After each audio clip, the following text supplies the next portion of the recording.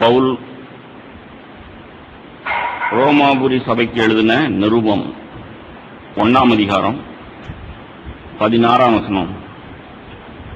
ரோமர் 1:16. கிறிஸ்துவின் சுவிசேஷத்தை குறித்து நான் வெட்கப்படேன். முன்பு யூதரிலும் பின்பு கிரேக்கரிலும் விசுவாசிக்கிறவன் எவனோ அவனுக்கு ரட்சிப்பு உண்டாவதற்கு அது தேவ பலனாயிருக்கிறது.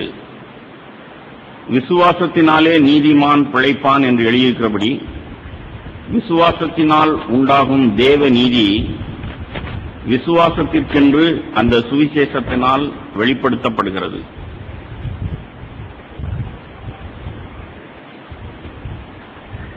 கிறிஸ்தவ வாழ்க்கையில நம்முடைய கிறிஸ்தவ வாழ்க்கையில விசுவாச வாழ்க்கைன்னு தான் சொல்லணும். விசுவாசத்தினால் தான் நீதிமான் பிழைப்பான். கிறிஸ்தவ வாழ்க்கையின் A to Z, நம்முடைய வாழ்க்கையின் ஆரம்பம் முதல் முடிவு வரைக்கும் விசுவாசம்தான் வேணும்.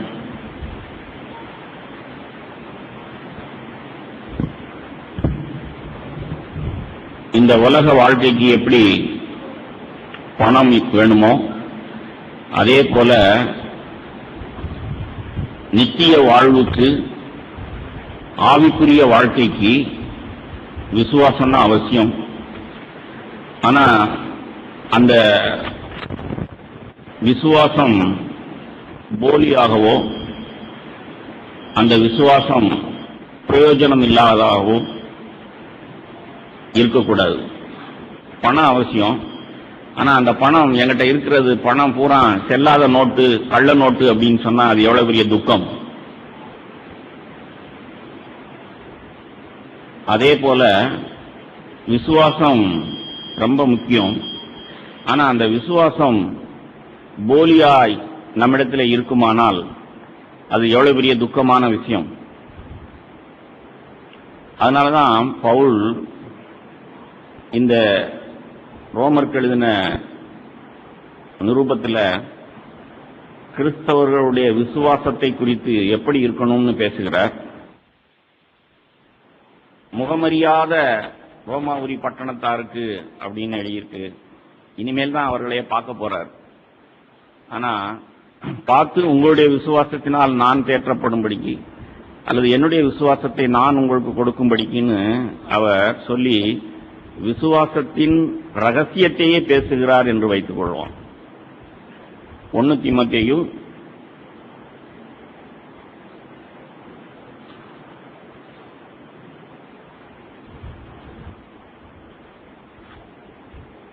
3ஆம் அதிகாரம்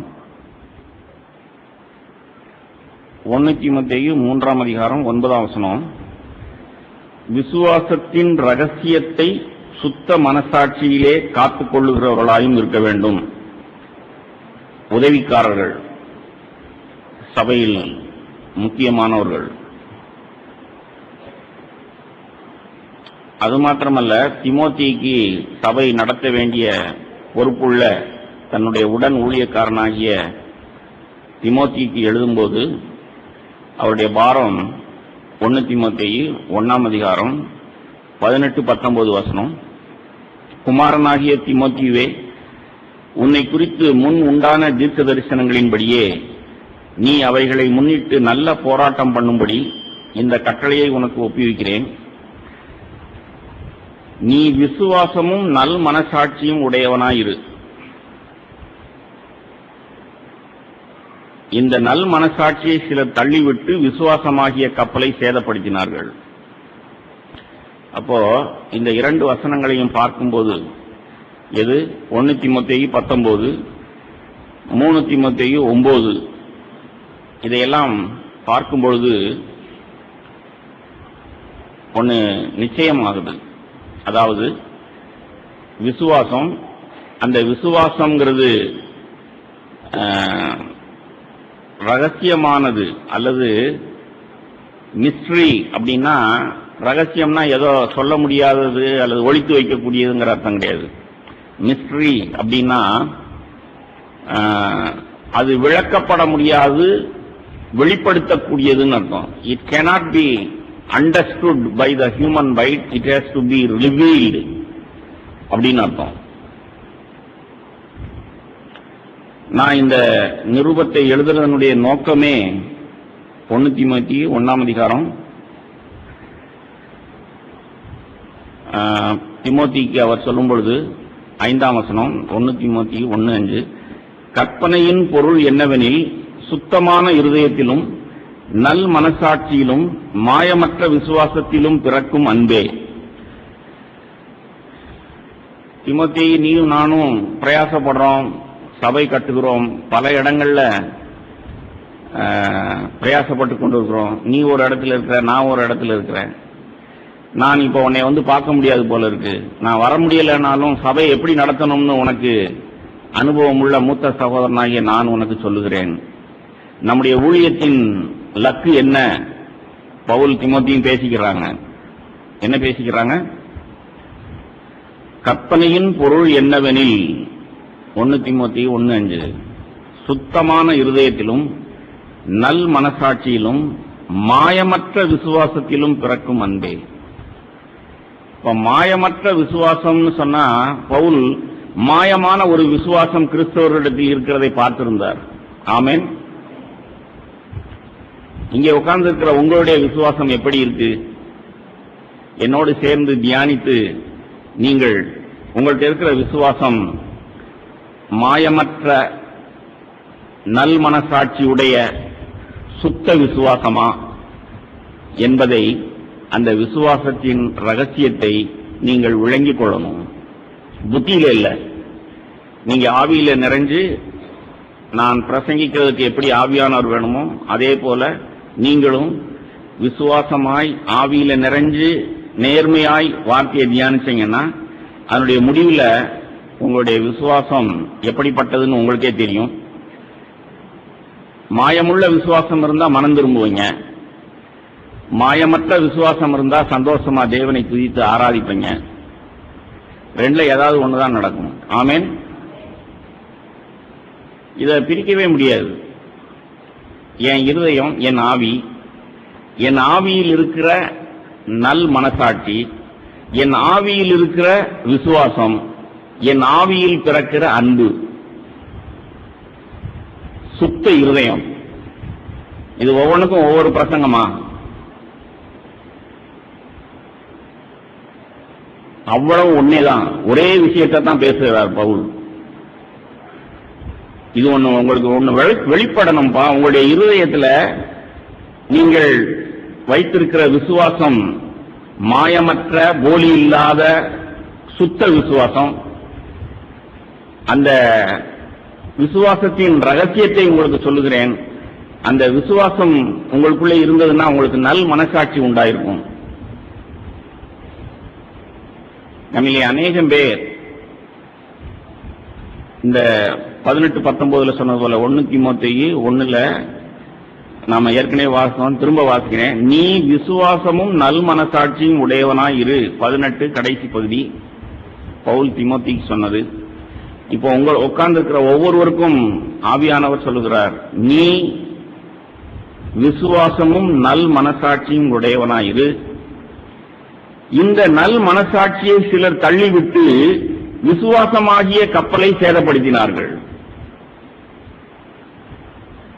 அநேகம் பேர் நல் மனசாட்சி இல்லாதவர்களாய் போய்விடுகிறார்கள். ஆகையினால அவர்களிடத்தில் இருந்த விசுவாசம் சேதமாகி போகுது. சரி போனா போகுது, திருப்பி வாங்கிக்கிறது. முட்டாள், அது கப்பல் போல. கப்பல் கவுந்துட்டா என்ன ஆகும்? ஒரு மனுஷன் கவலைப்படணும். எவ்வளவு கவலைப்படணும்? என்னடா கப்பல் கவுந்த மாதிரி கவலைப்பட்டுக்கிட்டு இருக்க? உன்னுடைய வாழ்க்கையின் அஸ்திபாரமே உன்னுடைய விசுவாசம். நல் மனசாட்சியினாலே உன் விசுவாசத்தை காத்துக் கொண்டிருக்கிறாயா? உன் இருதயம் சுத்தமா இருக்கிறதா? மாயமற்ற விசுவாசம் உன் ஆவியிலே இருக்கிறதா? இதான் பவுல் தீமோத்தேயுக்கு சொன்ன வார்த்தை. நீயும் ஜாக்கிரதையா, நீ நடத்துகிற சபையில் உள்ள மக்கள் எப்படி இருக்கிறார்கள் கண்காணிச்சு பார்த்துக்கிட்டே இரு. ஏன்னா நம்முடைய பிரயாசத்தின் லக்கே இதுதான்ப்பா. கற்பனையின் பொருள் ஆங்கிலத்தில் வேற மாதிரி எழுதியிருக்கு, ரொம்ப சீரியஸா எழுதியிருக்கு. த கோல் ஆஃப் அவர் இன்ஸ்ட்ரக்ஷன் அப்படின்னா நம்முடைய முழு பிரயாசத்தின், முழு ஊழியத்தின் பிரயாசமே, அதனுடைய அந்த பிரயாசத்தினுடைய லக்கு, கோல், நாம் அடைய வேண்டிய ஒன்று, முடிவு இதான்.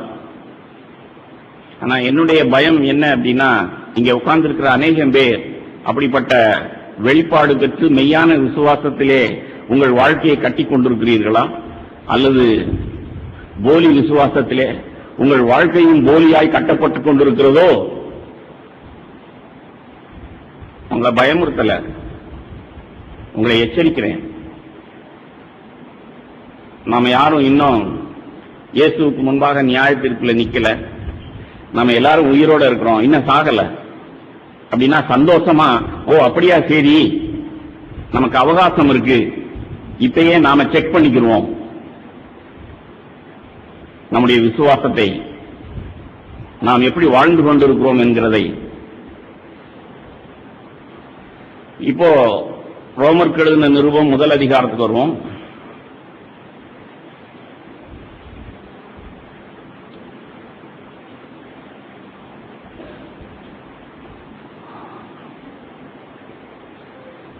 விசுவாசிக்கிறவன் எவனோ அவனுக்கு, 16ஆம் வசனம், வாசித்த வசனத்தை தான் திருப்பி வாசிக்கிறேன். ரோமர் 1:16 பின்பகுதியில என்ன வாசம்? விசுவாசிக்கிறவன் எவனோ அவனுக்கு ரட்சிப்பு உண்டாவதற்கு அது தேவ பலனாயிருக்கிறது. ரட்சிக்கப்பட்டோம் என்று சொல்லுகிறவர்கள் இங்கே உட்கார்ந்திருக்கிற அநேகம் பேர், நீங்கள் இன்றைக்கு அந்த ரட்சிப்பை இழந்திருக்கிறீர்கள். ஏன்னா உங்கள்கிட்ட இருக்கிற விசுவாசம் இப்போ மாயமுள்ளதாய் போயிருச்சு. உங்களுடைய மனசாட்சி நல் மனசாட்சியா இல்லாமல் குற்ற மனசாட்சி ஆயிடுச்சு. சுத்த இருதயத்துக்கு பதிலாக அசுத்த இருதயம் ஆயிடுச்சு. உங்கள் வாழ்க்கையில் எதையோ ஒன்றை மறைக்க வேண்டியிருக்கிறது. யாரோ ஒருவரை சுத்த இருதயத்தில் அன்பு கூற முடியல, ஒருத்தரை பார்த்தா முகத்தை திருப்பிக்கிற வேண்டியதா இருக்கு. எதுவாக இருக்கலாம். நல் மனசாட்சி, சுத்த இருதயம், மாயமற்ற விசுவாசம், இதெல்லாம் ஒரே விஷயம் தாங்க. இதை தள்ளி விட்டுட்டோம்னு சொன்னா, அது நல் மனசாட்சியை தள்ளி விட்டுட்டா விசுவாசமாகிய கப்பல் சேதப்பட்டு போயிடுச்சு. உங்கள் ரட்சிப்பு உங்களை விட்டு போயிடுச்சு. எத்தனையோ வருஷத்துக்கு முன்பாக நீங்கள் ரட்சிக்கப்பட்டிருந்திருக்கலாம், பாவ மன்னிப்பு பெற்றிருக்கலாம், பரிசுத்த ஆவியானவரை பெற்றிருக்கலாம். ஆனால் இன்றைக்கு என்னுடைய வாழ்க்கையிலே நல் மனசாட்சி இல்ல, மாயமற்ற சுத்த விசுவாசம் என்னிடத்தில் இல்ல, அந்த சுத்த இருதயத்தில் இருந்து அன்பும் இல்லை. அப்படின்னா இன்றைக்கு நான் ரட்சிப்பை இழந்து தவித்துக் கொண்டிருக்கிறேன் அர்த்தம். Be honest with yourself. உங்களிடத்திலே நீங்கள் நேர்மையாய் நடந்து கொள்ளுங்கள். உங்க நிலைமை எப்படி இருக்கு, உங்க இருதயம் எப்படி இருக்குன்னு. ஆனா there is no word of condemnation in the church. ஆக்கினிக்குள்ளாக தீர்க்கிற வார்த்தை சபையிலே இல்லை. நான் சொன்ன மாதிரி நமக்கு உயிர் இருக்கு, இன்னும் சாகல, இயேசு இன்னும் வரல. இப்பயே செக் பண்ணிக்கலாமே நாம எப்படி இருக்கிறோம், நம்மகிட்ட இருக்கிற விசுவாசம் சரியா இருக்கா. நல் மனசாட்சி இல்லைன்னா அதை உண்டாக்கிக்கலாம், மனம் திரும்பி குணப்பட்டு விடலாம். அல்லேலூயா. விசுவாசிக்கிற எவனுக்கும் அது தேவ பலனா இருக்கிறது. உங்களுக்கு தெரியுமா, நான் சரியாய் தேவனுடைய வார்த்தையின்படி தேவனை விசுவாசித்தேன்னு சொன்னா உடனே எனக்கு ஒரு பெரிய வல்லமை, தேவ பலன் என்னுடைய வாழ்க்கையிலே உண்டாகி விடுகிறது. அந்த தேவ பலனுக்கு என்ன பெயர் சொல்லலாம்? யாராவது ஆவிக்குரியவர்களாக இருந்து என்னோடு சேர்ந்து டியூன் பண்ணி இருக்கிறீங்களா? தேவ பலன் பலனா இருக்கிறதுன்னு வேதம் சொல்லுது. அந்த தேவ பலனுக்கு என்ன பெயர் சூட்டலாம்? இதே பவுல் வேற ஏதாவது ஒரு நிருபத்தில் அதே ஆவியில நிறைஞ்சு இந்த தேவ பலனை என்னன்னு சொல்லுகிறார்? 2 கொரிந்தியர்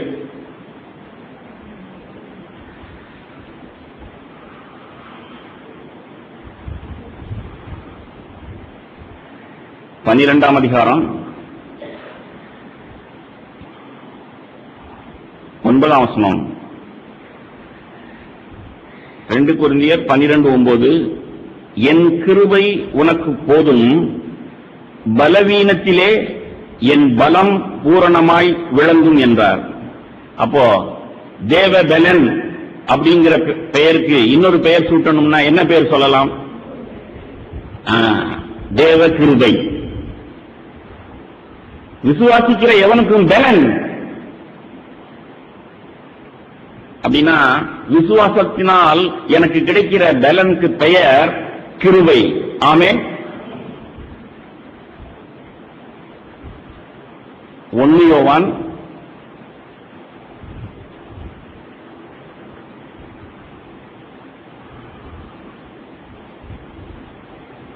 1ஆம் அதிகாரம்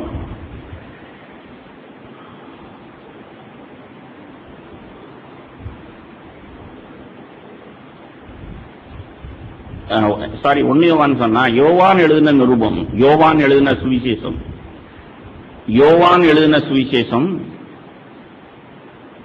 1ஆம் அதிகாரம் 16-17 வசனம். யோவான் 1:16-17. அவருடைய பரிபூரணத்தினால் நாம் எல்லாரும் கிருபையின் மேல் கிருபை பெற்றோம். அவருடைய பரிபூரணத்தினால், யாருடைய பரிபூரணத்தினால்? கிறிஸ்துவனுடைய பரிபூரணத்தினால் நாம் எல்லாரும் கிருபையின் மேல் கிருபை பெற்றோம். இப்போ நாம ஏற்கனவே தியானித்த சத்தியத்தின்படி கிருபைக்கு பிறகு, கிருபைக்கு பதிலா இன்னொரு வார்த்தை சொல்லணும் சொன்னா என்ன சொல்லலாம் சொன்னோம்? சொல்லுங்க, தூங்கக்கூடாது. பலன். இப்போ இந்த வார்த்தையை எப்படி சொல்லலாம்? அவருடைய பரிபூரணத்தினால், இயேசுவினுடைய பரிபூரணத்தினால் நாம் எல்லாரும் பலத்தின் மேல் பலன் பெற்றோம். அல்லேலூயா. இப்போ ரோமருக்கு எழுதின நிருபத்தை திருப்புங்க.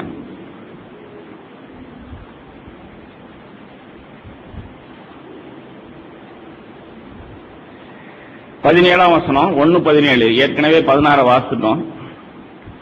ரோமர் 1:17. விசுவாசத்தினாலே நீதிமான் பிழைப்பான் என்று எழுதியிருக்கிறபடி விசுவாசத்தினால் உண்டாகும் தேவ நீதி விசுவாசத்திற்கென்று அந்த சுவிசேஷத்தினால் வெளிப்படுத்தப்படுகிறது. என்ன விளங்குது உங்களுக்கு? இங்கிலீஷ்ல எப்படி எழுதியிருக்குன்னா, the righteousness of God is revealed from faith to faith. அப்போ ஆங்கிலம் தெரியலன்னா பரவாயில்ல, இதை எப்படி சொல்லலாம், எப்படி மொழிபெயர்க்கலாம்னா, விசுவாசத்தினால் நீதிமான் பிழைப்பான் என்று எழுதியிருக்கிறபடி விசுவாசத்திலிருந்து விசுவாசத்திற்கென்று, ஒரு விசுவாசத்திலிருந்து இன்னொரு விசுவாசத்திற்கு நாம் அழைக்கப்பட்டிருக்கிறோம். நல்லா கவனிச்சீங்களா? 2:4. கிருபையின் மேல் கிருபை பெற்றோம். கிருபைங்கிறது தேவ பலன். கிறிஸ்தவ வாழ்க்கையில நாம் விசுவாசம்ங்கிறது ஏதோ ஒரு நாள் விசுவாசிக்கிறதானா? அது ரட்சிப்புங்கிறது ஒரு நாள் இயேசுவை ஏற்றுக்கொண்ட ரட்சிப்பு தானா? from faith to faith. கிருபையின் மேல் கிருபை பெறணும்னா நாம் விசுவாசத்தின் மேல் விசுவாசிக்க வேண்டும். இப்ப வாசி பாருங்க. விசுவாசத்தினாலே நீதிமான் பிழைப்பான் என்று எழுதியிருக்கிறபடி ரோமர் 1:17, விசுவாசத்தினால் உண்டாகும் தேவ நீதி விசுவாசத்திற்கென்று நாம் விசுவாசிக்கும்படிக்கு, ஒரு விசுவாசத்திலிருந்து இன்னொரு விசுவாசத்துக்கு நாம் போகும்படிக்கு, விசுவாசத்தில் வளரும்படிக்கு, கிருபையில் வளரும்படிக்கு.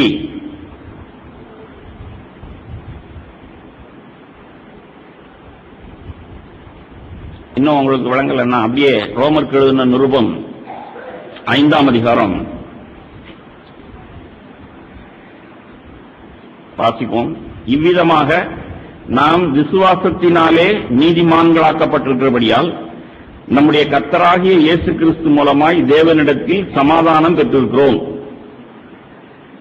இயேசுவை ஏற்றுக்கொண்டவுடனே, நான் பாவி ஆண்டவரே, என்னுடைய பாவங்களை மன்னித்து எனக்கு பாவ மன்னிப்பை தாரும், பரிசுத்த ஆவியை தாரும், இயேசுவே நீர்தான் வழி, உம்மை ஏற்றுக்கொள்கிறேன்.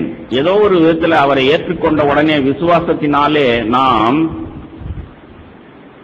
தேவனிடத்தில் சமாதானம் பெற்றிருக்கிறோம், இயேசு கிறிஸ்து மூலமாய். 2ஆம் வசனம் ரோமர் 5:2, அவர் மூலமாய் நாம் இந்த கிருபையில் பிரவேசிக்கும் ஸ்லாக்கியத்தை விசுவாசத்தினால் பெற்று. பாத்தீங்களா, விசுவாசத்துக்கும் கிருபைக்கு என்ன சம்பந்தம்? விசுவாசித்து கிருபையை பெற்று. இது ஒரு நாள் காரியமா? இல்ல, நிலை கொண்டிருந்து. நிலை கொண்டிருந்துன்னா என்ன அர்த்தம்? சஸ்டைன். உன்னை பெற்றிருந்தோம்னா அது நம்மிடத்திலேயே பத்திரமாய் வைத்துக் கொண்டு. விசுவாசத்தை சேதப்படுத்திடக்கூடாது.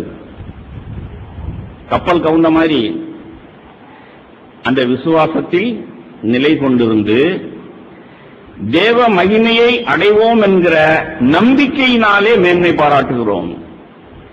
இப்ப கிறிஸ்தவ வாழ்க்கையில A to Z, ஆரம்பம் முதல் முடிவு வரைக்கும் அது என்ன அப்படின்னா, கிருபையில் பிரவேசித்த நாம் விசுவாசத்தினாலே சமாதானத்தை பெற்று, பாவ மன்னிப்பை பெற்று, பரிசுத்தாவியை பெற்று, தேவ அன்பு ஊற்றப்பட்டு ஒரு வழியில் பிரவேசித்த நாம், அந்த வழியில் எல்லாம் நம் வாழ்நாள் முழுவதும் நம்மிடத்தில் உள்ள விசுவாசத்தை காத்துக்கொண்டு, சேதமடையாமல் காத்துக்கொண்டு, அந்த கிருபையிலேயே நிலை கொண்டிருந்து கடைசியில எப்படி முடிக்கணும்? எல்லாருக்கும் தெரியும், அந்த வசனத்தை எடுக்க வேண்டியதில்லை. 2 தீமோத்தேயுல பவுல் எப்படி முடிக்கிறார் தன்னுடைய வாழ்க்கையை? ஓட்டத்தை முடித்தேன்.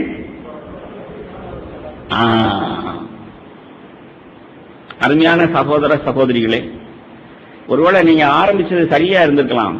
எல்லாருமே அப்படியே லைன்ல நின்னு விசில் அடிச்ச உடனே டக்குன்னு ஓட்டத்தை ஆரம்பிச்சிருக்கிறோம். ஒரு சிலர் 5 வருஷத்துக்கு முன்னாடி ஆரம்பிச்சிருப்பீங்க, ஒரு சிலர் 10 வருஷத்துக்கு முன்னாடி, ஒரு சிலர் நேத்து கூட ஆரம்பிச்சிருக்கலாம், தப்பில்லை. ஆனால் சாகிற வரைக்கும் பவுல் சொல்றது போல நம்மிடத்தில் விசுவாசம் இருக்கா, எங்கிட்ட நல் மனசாட்சி இருக்கா, அல்லது அந்த நல் மனசாட்சியை காத்துக்கொள்ளாம விசுவாசத்தை சேதப்படுத்திட்டேனா, சுத்த இருதயம் இருக்கா, அந்த சுத்த இருதயத்தில் இருந்து தெய்வீக அன்பு புறப்பட்டு போகுதா, என்கிட்ட இப்ப விசுவாசம் இருக்கா அப்படின்னு செக் பண்ணிக்கிட்டே இருக்கணும். இன்றைக்கு காலையில் எழும்புனதிலிருந்து இன்னைக்கு இப்ப வரைக்கும் இதைத்தான் நான் தியானித்து அப்படியே மூழ்கி போய் உங்களுக்கு விசுவாசத்தை பிரசங்கிக்கிறேன். உங்களுடைய விசுவாசம் எப்படி இருக்கு? தொடர்ந்து தியானிப்போம். இந்த விசுவாசத்தை துவக்கி முடித்தவர் யார்? சொல்லுங்க. உங்கள் விசுவாசத்தை துவக்கி முடித்தவர் சகரியா போனா வெளியே டேபிள் போட்டு எல்லா புத்தகமும் வச்சிருக்கிறோம். நாங்க தான் நல்ல சபை, எங்க புத்தகங்களை படிங்க, எங்க சபைக்கு வாங்க அப்படின்னு. விசுவாசத்தை துவக்கி முடித்தவர் யார்? அதுல சந்தேகம் இல்லை. அவர்தான் படிக்கணும். ஆண்டவரே, என் விசுவாசத்தை துவக்கி முடித்தவர் நீங்க தான். பவுலை போல நானும் என்னுடைய வாழ்க்கையில ஓடி முடிக்கணுமே. என்கிட்ட இருக்கிற விசுவாசம் இப்ப நான் எப்படி இருக்கிறேன், என் ஆவி எப்படி இருக்கு? நாம் இயேசுவை பார்த்து ஓடணும். இப்போ இயேசுவை பார்த்து ஓடுறதுக்கு வசதியா வேதத்தில் இதே பவுல் ஞானமாய் ஆவிக்குரியவைகளை ஆவிக்குரியவைகளோடு சம்பந்தப்படுத்தி நாங்கள் ஞானத்தை, தேவ ஞானத்தை பேசுகிறோங்கிறார்.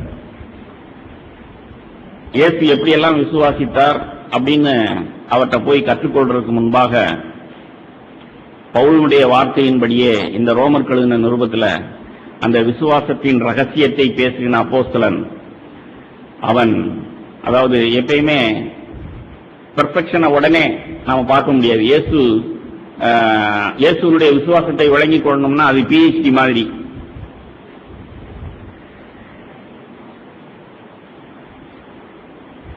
நாம ஆனாவனாவே இன்னும் படிக்கலன்னு நினைக்கிறேன். ஆகையினாலதான் இன்றைக்கு உங்களுக்கு ஆவியானவர் முதல்ல சரிப்பா சரி இயேசுவை பார்த்து ஓடுங்க, அதுலதான் முடிக்க போறோம். ஆனா அதுக்கு முன்பாக நான் உங்களுக்கு ஆபிரகாமினுடைய விசுவாசத்தை உங்களுக்கு சொல்லிக் கொடுத்து, அதாவது ஆனா ஆவனா பாடத்தை படித்து அப்புறம் PhDக்கு போங்க. ஆபிரகாமை போல நீங்கள் விசுவாசித்து நீங்கள் இயேசுவின் விசுவாசத்தை பின்பற்றுங்கள்னு பவுல் சொல்றார். ஆமேன். மண்ணுக்குரிய விஷயத்தை பேசினா விண்ணுக்குரியது பழிச்சுன்னு வழங்கும். கள்ள நோட்டு, செல்லா நோட்டு, செல்லா காசு அப்படிங்கறத பேசினா விசுவாசம் மாயமுள்ளதா மாயமற்றதா அப்படிங்கிறது வழங்கும். ஆமேன். ரோமர் எழுதின நிருபம்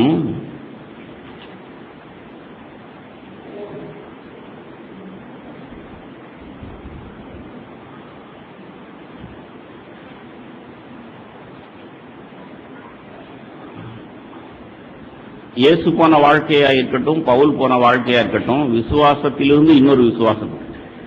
தேவன் நமக்கு ஒரு விசை ஒப்புவிக்கப்பட்ட விசுவாசம், பரிசுத்தவான்களிடத்தில் ஒரு விசை ஒப்புவிக்கப்பட்ட விசுவாசம்.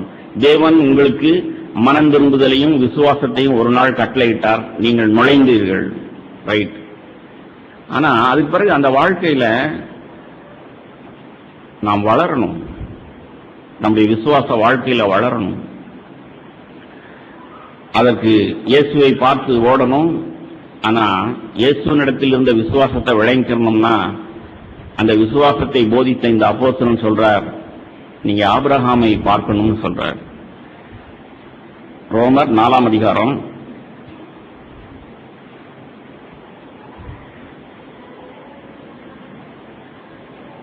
17ஆம் வசனம். அநேக ஜாதிகளுக்கு உன்னை தகப்பனாக ஏற்படுத்தினேன் என்று எழுதியிருக்கிறபடி அவன் தான் விசுவாசித்தவருமாய் மரித்தோரை உயிர்ப்பித்து இல்லாதவைகளை இருக்கிறவைகளைப் போல் அழைக்கிறவருமாயிருக்கிற தேவனுக்கு முன்பாக நம்ம எல்லாருக்கும் தகப்பனானான். விசுவாசத்துக்கு தகப்பன் ஆபிரகாம். ஆபிரகாமிடத்துல தான் இப்ப கற்றுக்கொள்ளணும். நாம நம்முடைய பிள்ளைகளுக்கு சொல்லிக் கொடுக்கிறோம், எத்தனையோ விஷயங்களை சொல்லிக் கொடுக்கிற மாதிரி இப்ப ஆபிரகாம்கிட்ட இருந்து நாம படிக்கணும். ஆபிரகாமுடைய விசுவாசத்தை அவர் பவுல் நமக்கு சொல்லிக் கொடுக்கிறார்.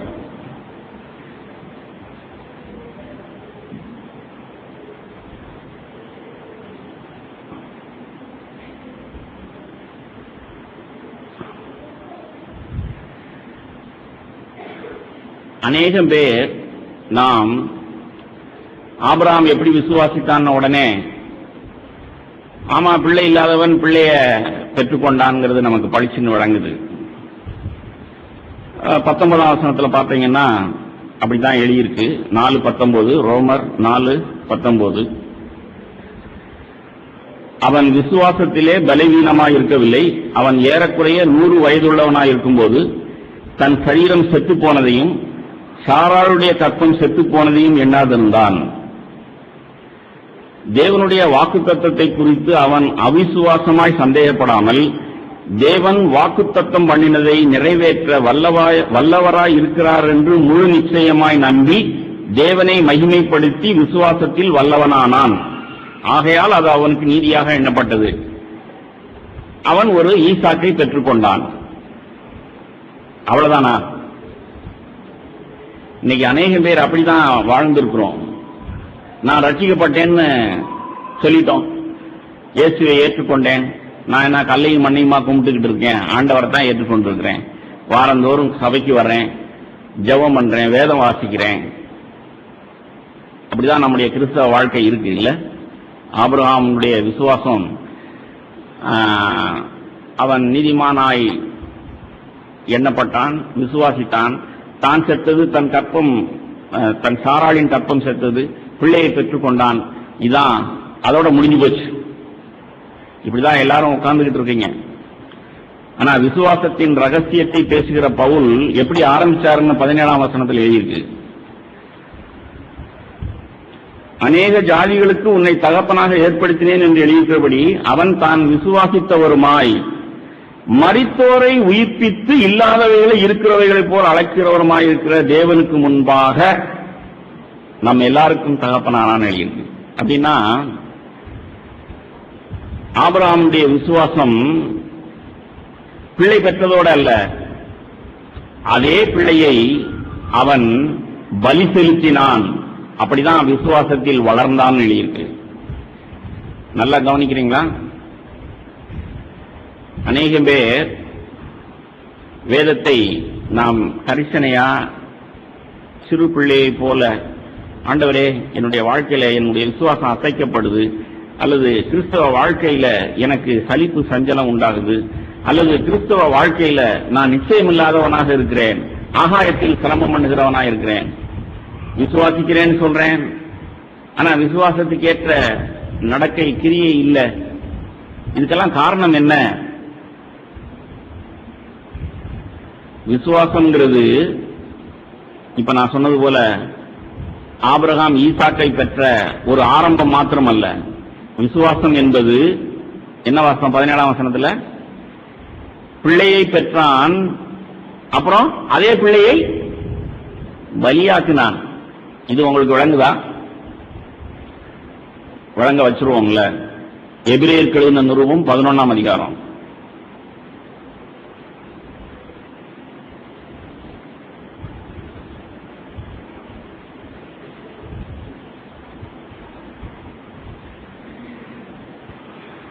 நம்ம எல்லாருக்கும் தெரியும், பழைய ஏற்பாட்டில் தீர்க்கமா அது எழுதியிருக்கு, எத்தனையோ முறை தியானிச்சிருக்கிறோம்.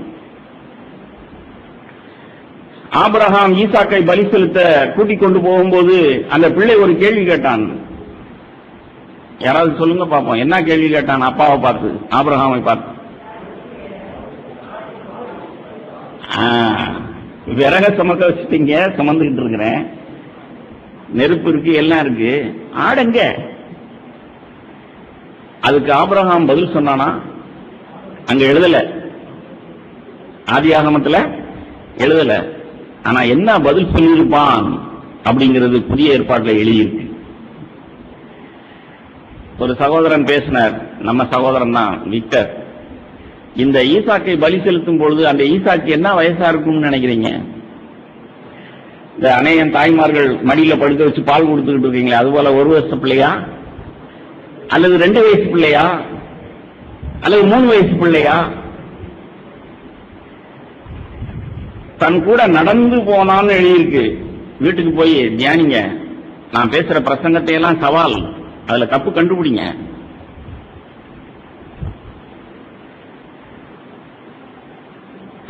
ஈசாக்கு he walked with his father, தன் பிள்ளையாண்டனை நடத்தி கொண்டு போனான்னு எழுதியிருக்கு. 2 வயசு பிள்ளை 3 வயசு பிள்ளைய அவனை நடக்க விட்டு தரதரன்னு இழுத்துக்கிட்டு போன மாதிரி இழுத்துட்டு போயிருப்பானா? அவளுக்கு கொல்லாத தகப்பனா? எத்தனை வயசு பிள்ளைய தூக்கிக்கிட்டு போறீங்க நீங்க? எத்தனை பிள்ளைய உங்களோட பக்கத்துல நடத்தி கொண்டு போறீங்க? எத்தனை வயசுன்னு கண்டுபிடிக்கிறது முக்கியம் இல்ல. விவரம் தெரிஞ்ச பயல தான் ஆபிரகாம் கேள்வி கேட்டானே. எப்படி கேள்வி கேட்டான்? விவரம் தெரியாம 3 வயசு பிள்ளை அப்படி கேட்குமா? ஹலோ, சிந்திச்சீங்களா? அப்போ இந்த கேள்விக்கு மலை உச்சியின் மேல் ஏறிக்கொண்டு போகும்பொழுது பிள்ளை கேட்ட கேள்விக்கு எப்ப பதில் சொல்லியிருப்பான் தெரியுமா? என்ன பதில் சொல்லியிருப்பான் தெரியுமா? எபிரேயர் 11ஆம் அதிகாரத்துக்கு வாங்க.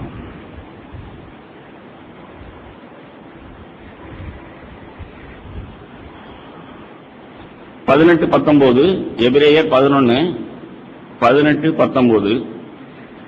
ஈசாக்கினிடத்தில் உன் சந்ததி விளங்கும் என்று அவனோடே சொல்லப்பட்டிருந்ததே, இப்படிப்பட்ட வாக்குத்தத்தங்களை பெற்றவன் மரித்தோரிலிருந்து எழும்ப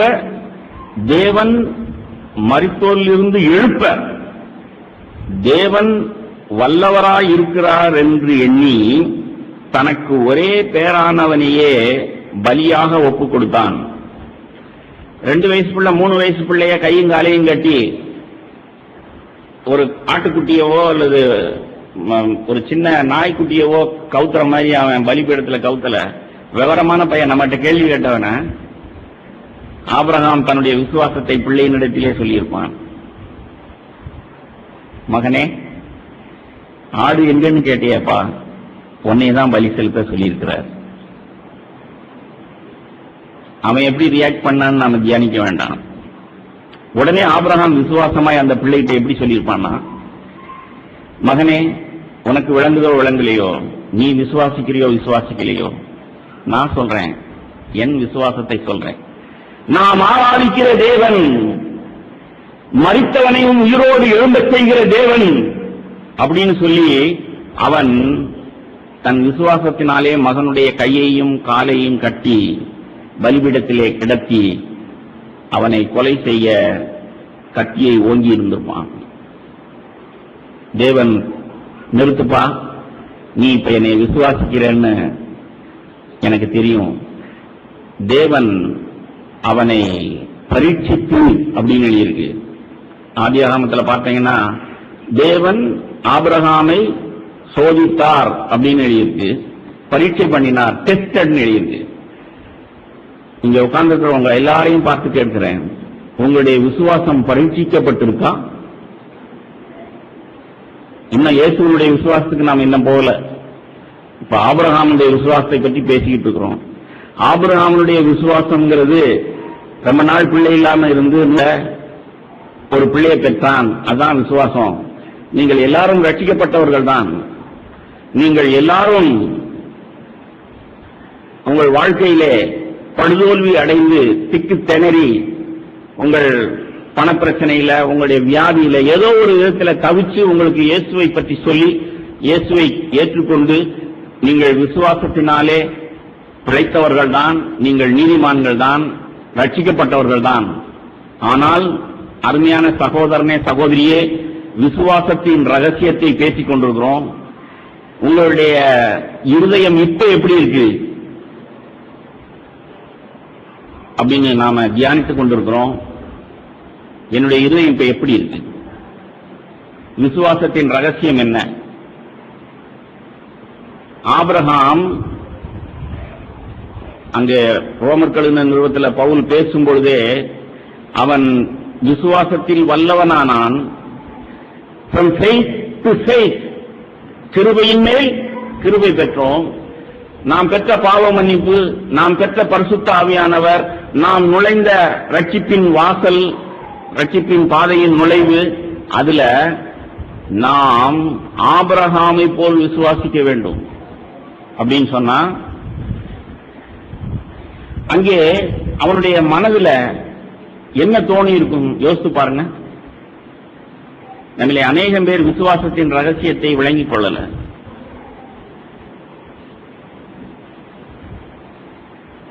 நடுராத்திரியில தரிசனத்தின் மூலமாய், வார்த்தையின் மூலமாய் தெள்ளத் தெளிவாய் தேவனுடைய சத்தத்தை கேட்டான். நீ நேசிக்கிற, நான் உனக்கு வாக்கு பண்ணி ஈசாக்கின் மூலமாய் உன் சந்ததி விளங்குன்னு சொன்ன அந்த மகனை நீ பலி செலுத்தணும்னு சொன்னா, இப்போ ஆபிரகாம் என்ன யோசித்திருப்பான்? இது ஏதோ பிசாசனுடைய சத்தம், தேவன் இப்படியா பேசுவாரு? ஏற்கனவே தான் பேசினார்ல, எப்படி பேசினாரு? இவன் மூலமாய் சந்ததி விளங்கும் அப்படின்னு பேசிட்டாரு. இந்த சத்தம் பிசாசனுடைய சத்தம் அப்படின்னு சொல்லி அவன் தட்டி கழிக்கல.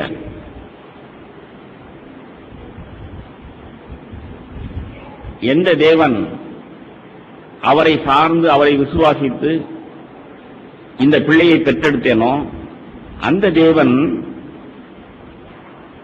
என்னுடைய விசுவாசத்தை பரீட்சிக்கும்படிக்கு, என்னுடைய விசுவாசத்தை சோதிக்கும்படிக்கு இப்போ எனக்கு ஒரு டெஸ்ட் வச்சிருக்கிறார்.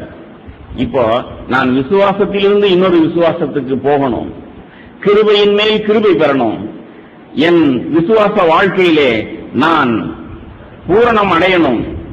அப்போ அந்த விசுவாசம் எப்ப பூரணப்படுது அப்படின்னு சொன்னா, யாக்கோபு சொல்லுவார் கீழ்ப்படிதல்னு சொல்லுவார். ஞாபகம் இருக்கா? சொல்றாரா இல்லையா? யாக்கோபு எழுதின நிருபம்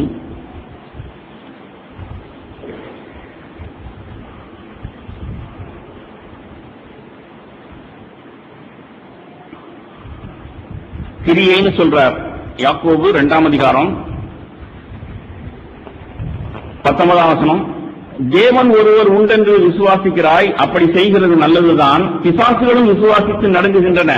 வீணான மனுஷனே, கிரியைகள் இல்லாத விசுவாசம் செத்ததென்று நீ அறிய வேண்டுமோ?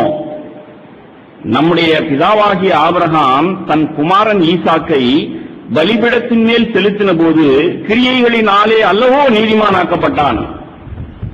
விசுவாசம் அவனுடைய கிரியைகளோட முயற்சி செய்து கிரியைகளினாலே விசுவாசம் பூரணப்பட்டதென்று காண்கிறாயே. அல்லேலூயா. அப்போ விசுவாசம் பூரணப்படணும்னா நீ கிரியை செய்யணும்னு சொல்றார். ஆனா இப்போ அதெல்லாம் எவ்வளவோ நாட்கள் பேசியாச்சு. கீழ்ப்படிதல், கிரியை அப்படிங்கறதெல்லாம் நீங்க தரோவா மிஸ் அண்டர்ஸ்டாண்ட் பண்ணிக்கிட்டீங்க. நான் இப்ப தெளிவா உங்களுக்கு விசுவாசத்தின் ரகசியத்தை போதிக்க விரும்புகிறேன். அது என்ன அப்படின்னா, ஒரு விசுவாசத்திலிருந்து இன்னொரு விசுவாசத்துக்கு. எந்த ஆபிரகாம் விசுவாசத்தினாலே அவ்வளவு நாள் காத்திருந்து ஒரு பிள்ளையை பெற்றெடுத்தானோ, அந்த ஆபிரகாம் அவனுடைய விசுவாசம் இன்னொரு விசுவாசத்துக்கு, உயர்ந்த விசுவாசத்துக்கு போகும்படிக்கு, அந்த விசுவாசம் பரீட்சிக்கப்பட்டு பூரணமடையும்படிக்கு தேவன் யாரை கொடுத்து உன் சந்ததி பெருகும் ஆசீர்வதித்தாரோ அந்த பிள்ளையை பலி செலுத்தணும் சொல்றார். நீங்களும் நானும் என்ன செய்வோம்? செய்திருக்கிறோமா? நம்முடைய வாழ்க்கையில எதையாவது அப்படி கடந்து போய் படிச்சிருக்கிறோமா? என்னுடைய வாழ்க்கையில நிறைய உதாரணங்களை நான் சொல்ல முடியும். நான் வாலிபனாய் இருந்த பொழுது நான் பக்கா ஹிந்துவா, யோகியாய், ஒரு சாமியாரா வாழ்ந்தவன்.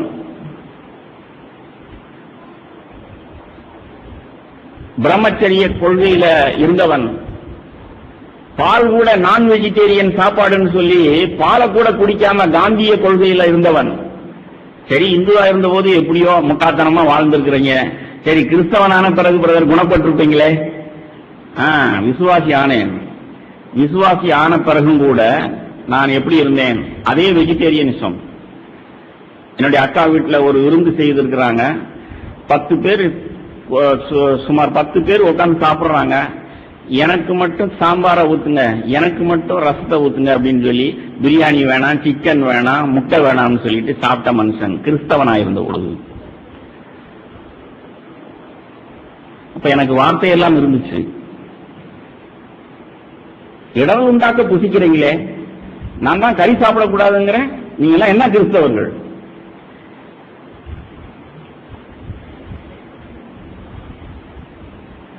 வயசாயிருக்கிறா, உனக்கு ஒரு பொண்ணை பார்த்து கல்யாணம் பண்ணணும் அப்படின்னா, திரியை தொடாமல் இருப்பது நல்லதுன்னு வேதம் எழுதியிருக்கு. உங்களுக்கு வேதத்துல தெரியாதா?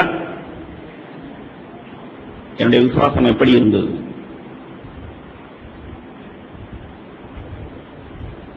உங்களுக்கு தெரியுமா, நம்முடைய வாழ்க்கையில நம்முடைய, அதாவது நாம் எத்தனையோ விஷயங்களை நமக்கு சாதகமாய் நாம் மனதில புரிந்து கொண்டபடி எடுத்துக்கொள்கிறோம். ஆனா விசுவாச பாதைங்கிறது இயேசுவின் இடத்துல தான் கற்றுக்கொள்ளணும். இப்ப இயேசுவின் இடத்துக்கு போவோம். மத்தேயு எழுதின சுவிசேஷம்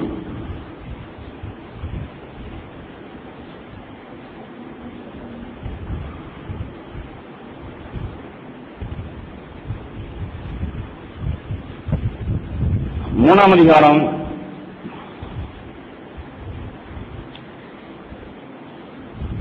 'இயேசு ஞானஸ்தானம் எடுத்ததை எழுதப்பட்டிருக்குங்க. 14-15 வசனம். மத்தேயு 3:14-15. யோவான் அவருக்கு தடை செய்து, எதற்கு தடை செய்து? மேல் வசனத்துல யோவானால் ஞானஸ்நானம் பெறுகிறதற்கு இயேசு கலிலேயாவை விட்டு யோர்தானுக்கு அருகே அவனிடத்தில் வந்தார். இப்ப யோவானிடத்தில் ஜனங்கள் ஞானஸ்தானம் எடுத்துக் கொண்டிருக்கிறார்கள். இயேசுவும் ஞானஸ்தானம் பெறும்படிக்கு வந்தார். இப்போ யோவான் ஸ்நானகன் சொல்லுகிறான் 14ஆம் வசனத்துல, யோவான் அவருக்கு தடை செய்து, நான் உம்மாலே ஞானஸ்தானம் பெற வேண்டியதாயிருக்க நீர் என்னிடத்தில் வரலாமா என்றான். இதே யோவான் ஸ்நானகன் தான் அவன் பண்ண பிரசங்கத்தை ஒருவேளை ஆண்டவரே கேட்டிருந்திருப்பார். என்னிலும் பெரியவர் ஒருவர் வருகிறார், அவருடைய பாதரட்சையை அவிழ்க்கிறதற்கு நான் தகுதி உள்ளவன் அல்ல. அப்ப ஆண்டவருக்கும் தெரியும். இப்ப அவர் பரிசுத்த ஆவியினால் ஏவப்பட்டு வந்து நிற்கிறார். நல்லா கவனிங்க. இயேசு ஞானஸ்தானம் எடுத்த பொழுது யோவானும் ஞானஸ்தானம் கொடுத்தான். இயேசுவும் யோவான் ஸ்தானமும் தனியா இருந்தாங்களா, இல்ல ஜனங்களோடு ஜனங்களாய் அவர் வரிசையில் நின்று ஞானஸ்தானம் எடுத்தாரா? என்ன நினைக்கிறீங்க? வரிசையில் நின்று. வேத வார்த்தை ஆதாரம் எதுவும் இருக்கா, அல்லது நான் கேட்கிறேங்கிறதுக்காக பதில் சொல்றீங்களா? லூக்கா எழுதின சுவிசேஷம்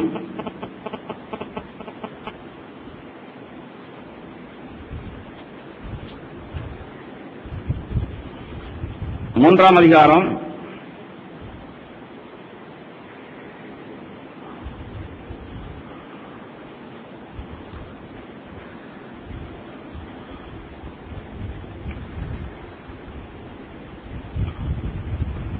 21ஆம் வசனம். லூக்கா 3:21 ஜனங்கள் எல்லாரும் ஞானஸ்தானம் பெற்ற போது இயேசுவும் ஞானஸ்தானம் பெற்று. அப்போ யாருக்கும் தெரியாம அவர் போய் ஞானஸ்தானம் எடுக்கல. இப்ப அவர் கற்பனை பண்ணி பாருங்க. ஜனங்கள் எல்லாம் வரிசையில் நின்றுட்டு இருக்காங்க. அந்த ஜனங்கள்லாம் யாரு? யோவான் யாருக்கெல்லாம் ஞானஸ்தானம் கொடுத்தான்? என்ன எழுதியிருக்கு? பாவிகள், விபச்சாரக்காரர்கள், ஆயக்காரர்கள், எல்லாரும். இப்போ பரிசுத்த ஆவியானவரால் பிதாவினால் போதிக்கப்பட்டு இப்ப வேலை வந்தது. இப்ப நீ ஞானஸ்தானம் எடுக்கணும்னு, யோவான் ஸ்தானம்ட்ட ஞானஸ்தானம் எடுக்கணும்னு ஆவியானவரால் ஏவப்பட்ட உடனே இயேசுனுடைய விசுவாசம் என்னத்தை நம்ம தியானிச்சுட்டு இருக்கிறோம்? விசுவாசத்தை துவக்கி முடிக்கிற இயேசுனுடைய விசுவாசம். அவர் எப்படி சோதிக்கப்பட்டிருப்பார்? இங்கிட்ட அங்கிட்டும் பார்த்திருப்பார். எனக்கு முன்னாடி ஒரு ஆயக்காரன், தில்லுமுள்ளு பண்ணவன், அபகரிச்சவன், பின்னாடி சில ஸ்திரீகள், ஊர்லேயே பேர் போன விபச்சார ஸ்திரீகள். உடனே அவருக்கு ஒரு அருவருப்பு உண்டாகி, இவர்களெல்லாம் பாவிகள், இவர்கள் ஞானஸ்தானம் எடுக்கலாம், நான் ஏன் ஞானஸ்தானம் எடுக்கணும்? பாவம் செய்யாதவன். பாவ மன்னிப்புக்கென்று யோவான் ஸ்நானகன் ஞானஸ்தானம் கொடுக்கிறான். பாவம் செய்யாத நான் எதுக்கு ஞானஸ்தானம் எடுக்கணும்? எனக்கு பாவ மன்னிப்பும் தேவையில்லை, ஞானஸ்தானமும் தேவையில்லை அப்படின்னு சொல்லி அப்படியே போயிருந்திருப்பார் விலகி. சரி, அந்த சுய புத்தியையும் அவர் நீக்கி, விசுவாசம்ங்கிறது என்ன? சுய புத்தியை சாராமல் தேவன் மேல் விசுவாசம் வைத்து, சரி விசுவாசத்தை அவர் பற்றி கொண்டு, சரி ரொம்ப கிளியர் லீடிங்கோட தான் வந்தோம் நாம இங்க. சரி ஏதோ இடர்கள் இருக்கு, பரவாயில்ல எப்படி இருக்குன்னு பார்ப்போம் அப்படின்னு சொல்லி மெல்ல மெல்ல ஒவ்வொருத்தரா ஞானஸ்தானம் பெற்று போய்கிட்டே இருக்கிறாங்க. போய் இவர் யோவான் ஸ்நானகனையும் நெருங்கிட்டார். உடனே எல்லாருக்கும் ஞானஸ்தானத்தை கொடுத்த யோவான் ஸ்நானகன், ஐயோ என்ன இவ்வளவு பெரிய தப்பு பண்றீங்க, உங்களால நான் ஞானஸ்தானம் பெற வேண்டியிருக்கு, நீங்க என்கிட்ட ஞானஸ்தானம் பண்றீங்க. திருப்பி அவருக்கு என்ன சோதனை? ஆமா, சொட்டா சொல்லோ. இப்பதான் சொன்னார், என்னுடைய பாதரட்சை அவிழ்க்கிறதுக்கு தகுதி உள்ளவன் அல்ல, நான் உலகத்தையே ரட்சிக்க வந்த தேவகுமாரன். சரி, பிதா ஞானஸ்தானம் எடுத்து கொடுறாருன்னு வந்து நின்னேன். இப்ப இவன் ஞானஸ்தானம் கொடுக்க மாட்டேங்கிறானே. அப்படியாப்பா, சரி அப்ப இன்னொரு நாளைக்கு பாத்துக்கிறோம் அவர் போயிருந்திருப்பார். விசுவாசத்தை துவக்கினவர், அவருடைய விசுவாசம் என்னை விட சின்னவனா இருந்தானே பெரியவனா இருந்தானே? அவருடைய வார்த்தையை வாசிப்போம். மத்தேயு 3ஆம் அதிகாரம். இயேசு அவனுக்கு பிரதியுத்தரமாக, இப்பொழுது இடங்கொடு, இப்படி எல்லா நீதியையும் நிறைவேற்றுவது நமக்கு ஏற்றதாயிருக்கிறது. விசுவாசத்தினால் நீதிமான் பிழைப்பான். என்னை விட ரொம்ப சிறிய தீர்க்கதரிசி யோவான் ஸ்நானகனே, நான் உன்னை விட பெரிய உயர்ந்த ஸ்தானத்தில் இருக்கிறவனா இருக்கலாம், ஆனா நீயானாலும் சரி நானானாலும் சரி நாம எல்லாரும் விசுவாசத்தினால் தான் பிழைக்கணும். இப்படி நான் பிதாவுக்கு கீழ்ப்படிந்து உனக்கு கீழ்ப்படிந்து விசுவாசத்தினால் பிழைத்து நானும் நீயும் விசுவாசத்தினாலே நீதிமான்களாய் பிழைக்க வேண்டும் என்று அவனாலே ஞானஸ்தானம் பெற்றார். அல்லேலியா. நாம அல்லேலியா சொல்றோம், ஆனா பரலோகத்திலிருந்து அல்லேலியான்னு சத்தம் கேட்கல. என்ன சத்தம் உண்டானது? அடுத்த வசனம். இயேசு ஞானஸ்தானம் பெற்று ஜலத்திலிருந்து கரையேறின உடனே, மத்தேயு 3:16, இதோ வானம் அவருக்கு திறக்கப்பட்டது, தேவ ஆவி புறாவை போல இறங்கி தம்மேல் வருகிறதை கண்டார். இப்ப அல்லேலியா சொல்லுங்க.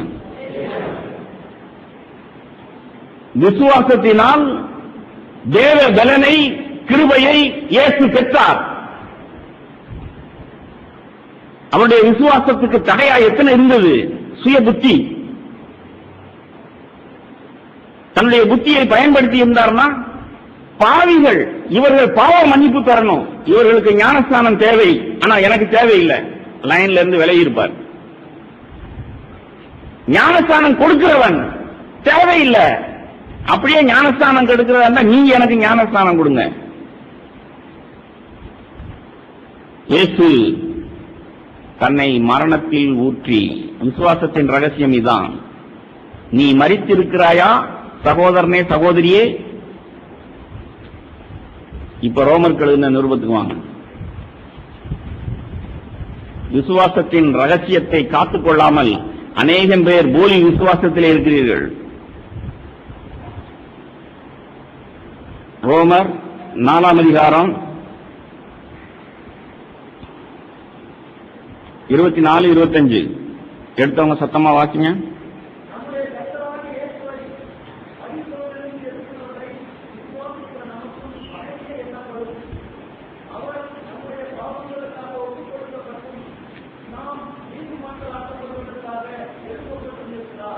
ஆமென். உங்களுக்கு தெரியுமா, விசுவாசம்ங்கிறது, மெய்யான விசுவாசம்ங்கிறது, இயேசு ஆரம்பித்து முடித்த விசுவாசம்ங்கிறது இங்கதான். அதாவது நம்ம எல்லாரும் சிலுவையில மரித்ததை தான் பார்க்க விரும்புறோம். அதை பார்த்துட்டோம், பார்த்துட்டு பாவ மன்னிப்பு பெற்றோம். ஆனால் இயேசு ஆரம்பித்து முடித்த, இயேசு நடந்த, பவுல் நடந்த விசுவாச பாதையின் ரகசியத்தை தியானித்துக் கொண்டிருக்கிறோம். அது என்ன? அவரோடு மரிக்கிறதுனா என்ன? அவர் தன் சுய புத்திக்கு மரித்தார். அவருடைய விசுவாசம் இன்னொரு மனிதனுடைய அபிப்பிராயத்துக்கும் மரித்தார். அவனை விட பெரியவன் இல்லவே இல்லை. ஸ்திரீகளிடத்தில் பிறந்தவர்களில் யோவான் சாணனை போல பெரியவன் இல்லை. இவருக்கும் யோவானை குறித்து தெரியும். ஆனா நீ எவ்வளவு பெரிய ஆளா இருந்தாலும், நீ எவ்வளவு பெரிய தீர்க்கதரிசியா இருந்தாலும், விசுவாசத்தினால் பிழைக்கிற நீதிமான் நான். எல்லாருக்கும் பாதையை உண்டு பண்ணணும், எல்லாரும் என்னை பின்பற்றணும். அவங்களுக்காக இப்ப நான் படிச்சுக்கிட்டே இருக்கிறேன், போய்கிட்டே இருக்கேன். என் பின்னாடி எத்தனையோ பேர் வரப்போறாங்க. துவக்கி முடிக்கிற ஆண்டவர் எப்படி வாழ்ந்தார்? சுய புத்திக்கு மரித்தார், மனுஷருடைய அபிப்பிராயங்களுக்கு மரித்தார், அடக்கம் பண்ணப்பட்டார். அதான் ஞானஸ்தானம். உடனே பரத்திலிருந்து தேவ பலன் அவர் மேல் வந்தது, தேவ கிருபை பலன் அவர் மேல் இறங்கினது, பகிரங்கமாய் சாட்சி சொன்னது. ஆனா நான் உங்களுக்கு புத்தி சொல்லுகிறேன், நீங்கள் விசுவாசத்துல நடந்தீங்கன்னா உங்களுடைய இருதயத்துல ஒரு இன்னர் விட்னஸ் இருக்கும். அதான் சுத்த இருதயம். நாம இப்படித்தான் விசுவாசத்தை இயேசுவினிடத்தில் கற்றுக்கொள்ளணும். சரி, இப்ப ஆபிரகாமுக்கு திரும்ப போவோம். ஒவ்வொன்னா படித்துக் கொண்டிருக்கிறோம். ஆரம்பத்தை இப்ப படித்து இயேசுவினிடத்தில் வந்தோம். ஆபிரகாமிடத்தில் திரும்ப போவோம். அவனுடைய விசுவாசத்தை குறித்து வேதம் என்ன சொல்லுது? நாம ஏற்கனவே அவன் கீழ்ப்படிந்து அப்படின்னு எழுதியிருக்கு, கிரியை செய்துன்னு யாக்கோபுல. ஆனா இப்ப நாம அப்படி தியானிக்க வேண்டாம். அது ஏற்கனவே பல விதமா தியானிச்சு நீங்க யாரும் வழங்கிக்கிறல. ஆனா இப்போ நான் உங்களுக்கு பேசுகிற விஷயம், ஆபிரகாம் அவனை பலி செலுத்தின போது, ஈசாக்கை பலி செலுத்தின போது அவன் எப்படி விசுவாசித்தான்? அவனுடைய வார்த்தை அவனுடைய மகனிடத்தில் சொன்னது போல, நான் சொன்னது போல ஒரு வயசுக்கு வந்த ஒரு யூத் அவனைத்தான் அவன் கடத்தி இருப்பான். அவனிடத்துல சொன்ன பதில் தான் இது. ஆடு எங்கன்னு கேட்டியப்பா, பலி ஆடு எங்கன்னு கேட்டிய, நீதான் அப்படின்னு தன்னுடைய விசுவாசத்தை மகனிடத்தில் அறிக்கை செய்தான். அதான் எழுதியிருக்கு. அருமையான சகோதரனே, சகோதரியே, உன்னுடைய வாழ்க்கையிலே இந்த அனுபவம் உண்டா? தேவன் தான் உன்னை செய்திருப்பார், தேவன் தான் உன்னை கொடுத்திருப்பார். அதற்கு நேர்மாறா நடந்த அனுபவம் உண்டா? நான் சொல்றேன், என்னிடத்தில் எவ்வளவோ அனுபவங்கள் உண்டு. நான் சொன்னது போல ஸ்திரியை தொடாமல் இருப்பது நலம் வேத வார்த்தை எழுதியிருக்கு. பவுலை போல, இயேசுவை போல திருமணம் செய்யாமல் வாழ்கிற வாழ்க்கை தான் தேவன் எனக்கு கொடுத்த வாழ்க்கைன்னு சொல்லி நான் நிச்சயித்திருந்தேன். அதுக்கு பிறகு இப்போ இயேசுவை நடத்தினது போல, பவுலை நடத்தினது போல என்னையும் தேவன் ஒரு நாள் நடத்தினார். ஏன்பா நீ இப்ப பேசிக்கிட்டு இருக்கிறையே விசுவாசம் அப்படின்னு சொல்லி, இது உனக்கு சாதகமாகவும் உனக்கு உன்னுடைய சுய புத்தியினாலும் உன்னுடைய விருப்பமாகவும் இருக்கு அப்படின்னு எப்ப உணர்த்தினாரோ உடனே, ஆண்டவரே இன்னைக்கே கல்யாணம் பண்ண சொன்னா கல்யாணம் பண்ணிடுறேன் ஆண்டவரேன்னு சொன்னேன். அதான் விசுவாசத்திலிருந்து இன்னொரு விசுவாசம். அல்லேலூயா. உங்களுக்கு தெரியுமா, நான் வாலிபர்களுக்கு புத்தி சொன்னேன்னு சொன்னா, திருமண விஷயத்தை பற்றி பேச வரும்பொழுது முதல் கேள்வி, முதல்ல நீங்க தேவ சித்தமானால் திருமணமே இல்லாமல் இருப்பதற்கு சாத்தியமா, அந்த வளர்ச்சி அடைந்திருக்கிறீங்களான்னு கேட்பேன் நான். எத்தனை வாலிபர்கள் இங்க உட்கார்ந்து இருக்கிறீங்க?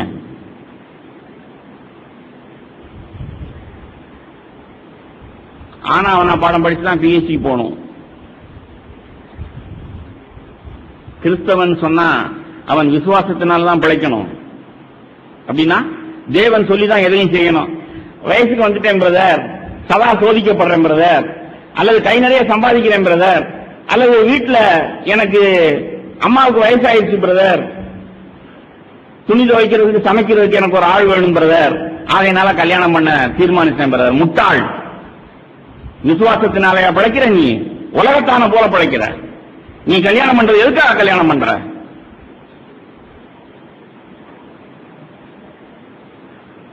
அதே போல தேவனுக்கு சித்தமானால் கல்யாணமே இல்லாமல் இருக்க தயார்னு சொல்லுகிறவன் தான் அவனுக்கு ஏற்ற துணை தேவன் கொடுப்பார். என்னுடைய நேர்மையான சாட்சி. இது மாதிரி நிறைய விஷயங்களை சொல்லலாம். உங்களுக்கு தெரியுமா, ஒவ்வொரு குழந்தையையும் தேவன் தான் கொடுக்கிறார். ஆகையினால நாம் விசுவாசத்தினால் பிழைக்கணும் அப்படின்னு சொல்லி, முக்கியமா வெளிநாட்டுக்கு போயிட்டு வந்து எத்தனையோ குடும்பங்களை, ஒவ்வொரு குடும்பங்களையும் பார்க்கிறேன். 10 பேரு 12 பேரு ஒவ்வொரு குடும்பத்திலையும் பார்த்துட்டு வந்து, ஒரு மாசம் டூர் முடிஞ்சு 3 கான்பரன்ஸ் முடிஞ்சு வந்த உடனே விசுவாசத்துல நிறைந்து பொங்கி என் மனைவியின் இடத்துல சொல்றேன், வீட்டார் இடத்துல சொல்றேன், சபையிலே பிரசங்கம் பண்ணிட்டேன். எப்படி பிரசங்கம் பண்ணேன்? நான் விசுவாசத்துல இப்ப நிறைந்து வந்திருக்கிறேன். அங்க உள்ள சகோதரர்கள் குடும்பங்களை எல்லாம் பார்த்து 10 பிள்ளைங்க 12 பிள்ளைய வச்சிருக்கிறாங்க. நான் குடும்ப கட்டுப்பாடே பண்ணிக்கிற மாட்டேன். எத்தனை பிள்ளைய நானும் தேவன் கொடுக்கிற அத்தனை பிள்ளைய ஏற்றுக்கொள்வேன்னு என் இருதயத்தில் இருக்கிற விசுவாசத்தை பேசினேன். வீட்டுல பேசினேன். எல்லாரும் என் மனைவி கேட்டு பாருங்க. அப்ப நான் எம்டி படிச்சுட்டு இருக்கிறேன்னு நினைக்கிறேன். என்னுடைய மாமனார் மாமியார் கேட்டாங்க. எல்லாருக்கும் அதிர்ச்சியா தான் இருந்திருக்கும். சபையில பிரசங்கம் பண்ணேன். அதே போல ஏற்கனவே 4 பிள்ளைகள் பெற்றிருந்த நான் 5வது பிள்ளையையும், என்னுடைய கடைசி பிள்ளையையும் பெற்றெடுத்தேன். ஒரு மாசம்தான் ஆச்சு. தேவன் பிரபாகர் 6வது பிள்ளை பெற்றுக்கொள்வதற்கு உனக்கு விசுவாசம் இருக்கா அப்படின்னு கேட்டார். நேர்மையா பதில் சொன்னேன், இல்ல ஆண்டவரே. அப்ப போய் குடும்ப கட்டுப்பாடு பண்ணிட்டு வான்னு சொல்றாரு. சரி, எவ்வளவு ஆணித்தரமா நான் விசுவாசத்தை குறித்து பேசினேன், வீட்டுல பேசினேன், சபையில பேசினேன். இப்ப எல்லாரும் தப்பா நினைப்பாங்க ஆண்டவரே குடும்ப கட்டுப்பாடு பண்ணிட்டேன்னா அப்படின்னா. யாரு தப்பா நினைக்கிறது என்ன இருக்கு? டக்குன்னு யாருக்கும் தெரியாம போய் பண்ணிட்டு வந்துரு. பிளான் போட்டு சர்ஜன்ட்ட போய் யாருக்கும் தெரியாம தியேட்டர்லாம் முடிஞ்ச நாள்ல டக்குன்னு நான் ஏறி டேபிள்ல படுத்துறேன், நீங்களும் டக்குன்னு பண்ணி விட்டுருங்க, வீட்டுக்கு போயிடுறேன் அப்படின்னு சொன்னேன். பிரபாகர், நான் சொல்றத நீ கேளு. ஞாயிற்றுக்கிழமை தான் நான் ஃப்ரீ. இந்த மாதிரி நாள் பூரா வேலை செஞ்சுட்டு கடைசியில உனக்கு ஆபரேஷன் பண்ணேன்னா நான் வெட்ட வேண்டியது இல்லாம ஏதாவது ஒண்ணு வெட்டி விட்டுருவேன். ஞாயிற்றுக்கிழமை நீ வந்தீங்கன்னா நீ ஃப்ரீ, நானும் ஃப்ரீ. நிதானமா யாருக்கும் தெரியாம ஆபரேஷன் பண்றேன்னாரு. எப்படி சோதிக்கப்பட்டிருப்பேன் நான் யோசிச்சு பாருங்க. என்னடா சபையில எத்தனை பிள்ளை நான் பெற்றுக்குருவேன்னு பிரசங்கம் பண்ணேன். நான் ஞாயிற்றுக்கிழமை நான் ஆபரேஷன் பண்ணிட்டு படுத்து கிடந்தேன்னா எல்லாருக்கும் தெரிய வந்துருமே. மண்டி போடுறேன். ஆண்டவர் சொல்றார், யோவான் என்ன சொல்றான், ஜனங்கள் என்ன சொல்லுவாங்க அப்படின்னு எல்லாம் பார்க்காம நான் ஞானஸ்தானம் எடுத்த பொழுதுதான் பரத்திலிருந்து உண்மையில் பிரியமாயிருக்கிறேன்னு சத்தம் உண்டானது. நீ இப்ப உன்னுடைய மதிப்பு மரியாதையை ஜனங்கள் உன்னை குறித்து என்ன நினைப்பாங்கன்னு யோசிக்கிறையே, நீ என்ன விசுவாசி? நீ எப்ப என்னை பின்பற்ற முடியும்? பாண்டிச்சேரியில தான் நான் இருந்தேன். ஞாயிற்றுக்கிழமை நான் சபைக்கு வரல.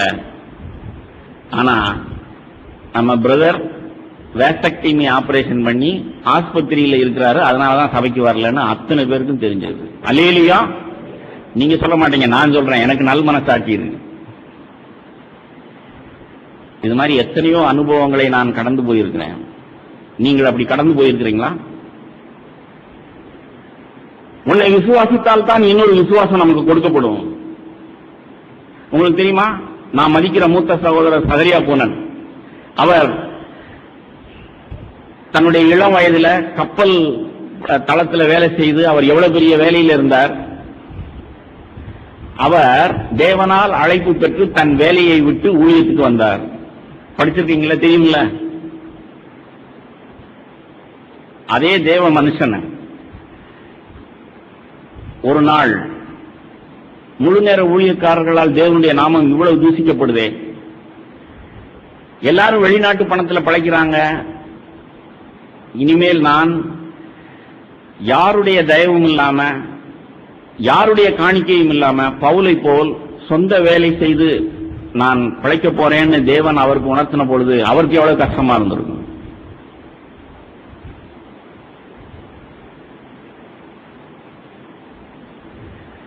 மனிதர்கள் என்ன நினைப்பாங்க அப்படின்னு யோசித்தீங்கன்னா நீங்க விசுவாசத்தில் வளரவே முடியாது.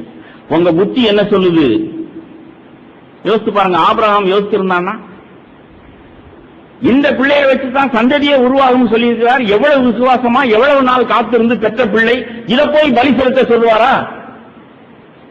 இல்ல, இது தேவனுடைய சத்தம் அல்ல, பிசாசனுடைய சத்தம் அப்படின்னு சொல்லி கீழ்ப்படியாமல் போயிருந்தானால் பவுல் பேசியிருப்பாரா? ஆபிரகாமின் விசுவாசம் தகப்பன் அவன் என்று வேதத்தில் இடம்பெற்றிருப்பானா? நீங்களும் நானும் ஒரு வாழ்க்கை வாழ்ந்து கொண்டிருக்கிறோம்.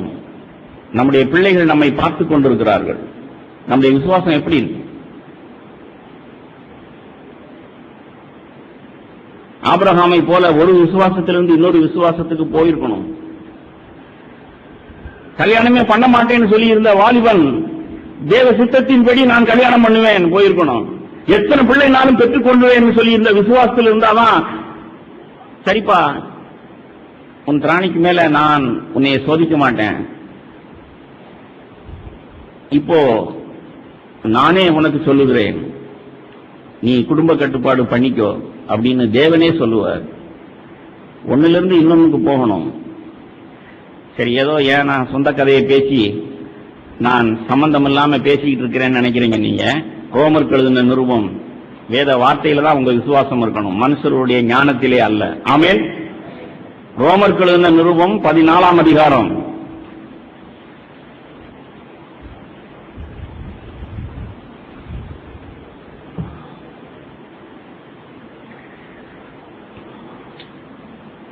7ஆம் வசனத்திலிருந்து, ரோமர் 14:7 நாம் பிழைத்தாலும் 7 வாசிக்கிறேன். ரோமர் 14:7 நம்மில் ஒருவனும் தனக்கென்று பிழைக்கிறதும் இல்லை, ஒருவனும் தனக்கென்று மரிக்கிறதும் இல்லை.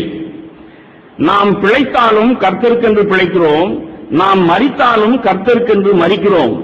ஆகையால் பிழைத்தாலும் மரித்தாலும் நாம் கர்த்தருடையவர்களாயிருக்கிறோம். கிறிஸ்துவும் மரித்தோர் மேலும் ஜீவனுள்ளோர் மேலும் ஆண்டவராயிருக்கும் பொருட்டு மரித்தும் எழுந்தும் பிழைத்தும் இருக்கிறார். அல்லேலூயா. விசுவாசம் இதான். சுய புத்தியை அவர் சாரல. மனுஷர்கள் என்ன நினைப்பாங்கன்னு யோசித்திருந்தா அவர் விசுவாசத்தின்படி பிழைத்திருக்கவே முடியாது.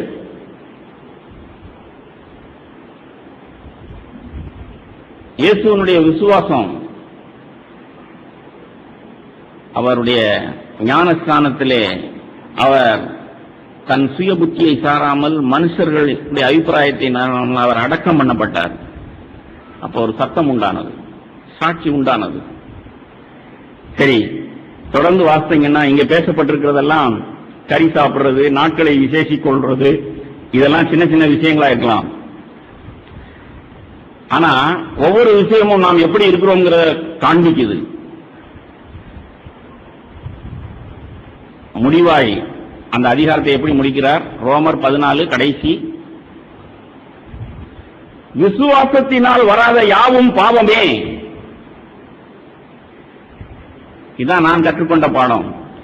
உனக்கு இப்ப விசுவாசம் இல்லைன்னா நேர்மையா என்கிட்ட சொல்லி விசுவாசிக்கல ஆண்டவரே, எனக்கு விசுவாசம் இல்லைன்னு சொல்லி.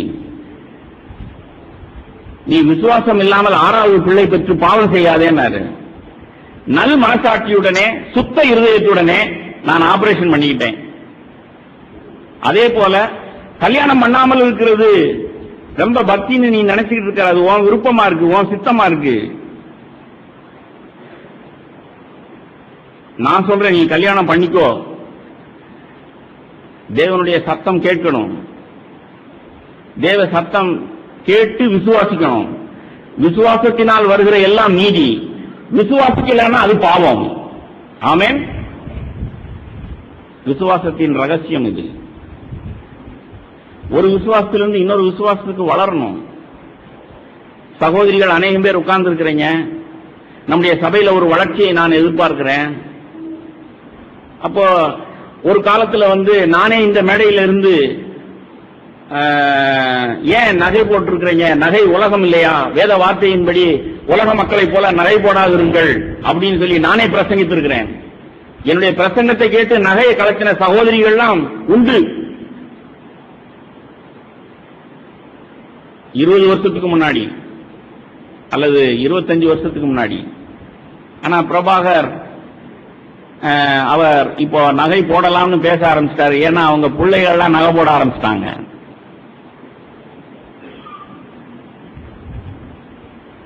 இல்ல, எனக்கு நல் மனசாட்சி இருக்கு. இன்னைக்கு செத்தாலும் தேவனுக்கு முன்பாக நல் மனசாட்சியோடு நான் நிற்க முடியும். ஸ்திரீகள் அப்படி வெளிப்படையான அந்த வார்த்தைக்கு அப்படி அர்த்தம் இல்ல. நகை அலங்காரமாய் தான் இருக்கக்கூடாது.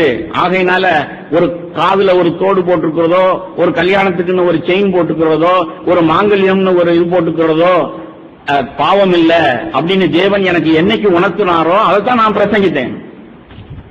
நீங்க யாரும் என்னன்னு நினைச்சிட்டு போங்க. ஆனா என்னுடைய கேள்வி என்ன தெரியுமா? இந்த சபையிலே ஸ்திரீகளும் புருஷர்களும் விசுவாசத்தில் வளர்ந்திருக்கிறீர்களா? அதே வேத வார்த்தையை இப்ப நீங்க வாசிக்கும் பொழுது இந்த வார்த்தைக்கு இப்படி அர்த்தம் இல்ல. விலையேறப்பெற்ற வஸ்திரம்னு போட்டிருக்கு. அப்ப விலையேறப்பெற்ற வஸ்திரம்னு சொன்னா ஒவ்வொருத்தருக்கும் ஒவ்வொரு விலை இருக்கு. அதே போல அலங்காரம்னா ஒவ்வொரு விதத்துல ஒவ்வொருத்தருக்கும் அலங்காரம் இருக்கு. அப்போ தங்கத்தினாலே அலங்காரம் பண்ணக்கூடாதுன்னு தான் எழுதியிருக்கு. தங்களுடைய பணம் மதிப்பை எல்லாம் காண்பிக்கும்படிக்கு, அவங்களுடைய அந்தஸ்தெல்லாம் காண்பிக்கும்படிக்கு. ஆனா நகையை காட்டினவங்க எல்லாம் ஆவிக்குரியவர்கள், நகை போட்டிருக்கிறவர்கள் உலகத்தார் அப்படிங்கிற மதியினம் இன்னமும் சபையில் இருக்கிறதுக்கு காரணம், நீங்கள் ஆவிக்குரியவர்களாய் வளரல. நேர்மையா சொல்லுங்க. உங்களுடைய எத்தனையோ சகோதரிகளுக்கு சரி ஒரு செயின் போட்டுக்கிறது தப்பு இல்ல, காதுல ஒரு தோடு போட்டு இருக்கிறது தப்பு இல்ல, அது வார்த்தைக்கு கீழ்ப்படியாம இல்ல, அந்த வார்த்தைக்கு அப்படி அர்த்தம் இல்ல. வஸ்திரம் தரிக்காம அமனமாக உட்கார்ந்து இருக்கிறேன் நான் இல்லையே, தகுதியான வஸ்திரம் தரித்திருக்கிறேனே. அதே போல தங்கத்தினால் தகுதியான ஒரு தோடோ ஒரு இதோ போட்டுக்கலாம்ங்கிறது உங்களுக்கு தெரியுது, சரின்னு படுது, தேவன் உங்களுக்கு உணர்த்தி இருக்கிறார். ஆனா 20 வருஷத்துக்கு முன்னாடி நான் நகையை கலட்டினேன், இப்ப நான் நகையை போட்டுக்கிட்டா எல்லாரும் என்ன நினைப்பாங்க?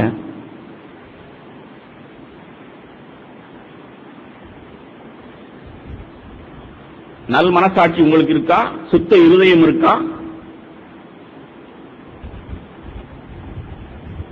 இது மாதிரி எத்தனையோ உதாரணங்கள் இருக்கு. என்னுடைய வாழ்க்கையில் நான் எவ்வளவோ படித்துக் கொண்டிருக்கிறேன். என்னுடைய நேர்மையான சாட்சி தான். நேற்று நான் செய்ததவே இன்னைக்கு ரைட்டுன்னு செஞ்சுக்கிட்டே இருக்க மாட்டேன். இன்னைக்கு நேருக்கு மாறா ஒன்ன சொல்லுவார் தேவன், அதை செய்கிறதற்கு நான் தயாரா இருக்கணும். ஆபிரகாமின் விசுவாசம் அதுதான். இந்த பிள்ளையின் மூலமாய் உன் சந்ததி உருவாகும் எந்த தேவன் சொன்னாரோ அந்த தேவன் தான் நீ பலியாக்கணும்னு சொன்னார். எத்தனை பேர் அந்த விசுவாசத்தின் ரகசியத்தை காத்துக் கொண்டிருக்கிறீர்கள்? சகரியாப்பன் வேலையை விட்டார், இல்ல இப்போ நீ வேலை பாரு, உன் சொந்த சாப்பாட சாப்பிடு, நீ ஒரு தொழில் செய், யாருடைய காணிக்கையும் பெற்றுக் கொள்ளாதன்னு சொன்னார். அதனால கீழ்ப்படிந்தார். இன்னைக்கு அவர் மேல அபிஷேகம் இருக்கு. இதுபோல வேதத்திலிருந்து எத்தனையோ உதாரணங்களை நான் உங்களுக்கு காண்பிக்க முடியும். பவுல் அப்பதான் மீட்டிங் போட்டு மூப்பர்கள் எல்லாம் கூடி பேசியிருப்பாங்க, விருத்த சேதனம் தேவையில்லை அப்படின்னு சொல்லி. அடுத்த அதிகாரத்திலே எழுதியிருக்கோம், தீமோத்தேயுனுடைய தகப்பன் கிரேக்கனாய் இருந்தபடியால், தாய் யூதஸ்திரியாய் இருந்ததால், அங்கே அநேகர் யூதர்கள் இருந்தபடியினால் தீமோத்தேயுக்கு பவுல் விருத்த சேதனம் பண்ணினான்னு எழுதியிருக்கும். பவுலுடைய விசுவாசம் உங்களுக்கு இருக்கா? அவனை போய் என்னையா இப்படி முட்டாள்தனமா முன்னுக்கு பின்னா நடக்கிற, அங்கதான் உட்காந்து எத்தனையோ சாட்சி சொன்ன, நாங்க புரஜாதிகள் இடத்துல இப்படி எல்லாம் ஊழியம் செஞ்சோம், விருத்த சேதனமே இல்லைன்னு பேசின, உன் பேச்சை கேட்டு நாங்களும் எல்லாரும் சேர்ந்து முடிவு பண்ணோம், எல்லாருக்கும் நிறுவனங்களை அனுப்பணும், விருத்த சேதனம் தேவையில்லைன்னு. அடுத்து தீமோத்தேயுக்கு விருத்த சேதனம் பண்ணி இருக்கிறையே, யாருக்கு விளங்கும்? உங்களுக்கு விளங்காது. எனக்கு விளங்குது, பவுலுக்கு விளங்கி இருக்கும்.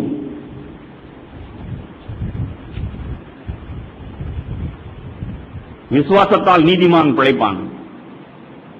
தேவன் என்ன சொல்றாரோ அது அவருடைய வார்த்தைக்கே நேர்மாறா இன்றைக்கு இருந்தாலும், நேற்று விசுவாசத்தின்படி நான் வாழக்கூடாது, இன்னைக்கு நான் விசுவாசத்திலே பிழைத்தேனானால், அவர் சொன்னதுக்கு நேர்மாறாக சொன்னானாலும் அதை செய்யணும். அவன் தான் விசுவாசி, அவனிடத்துல தான் நல்ல மனசாட்சி இருக்கும். சுத்தி முத்தும் பார்த்துக்கிட்டு சபையார் என்ன சொல்லுவாங்க உங்களுக்கு தெரியுமா? அநேகம் பேருக்கு மனசாட்சியே சுத்தமா இல்ல. மனசாட்சியை குறித்து ஒரு வார்த்தையில வெளிப்பாடு பெற்றிருக்கேன், நான் உங்களுக்கு சொல்றேன். 1 யோவான் திருப்புங்க.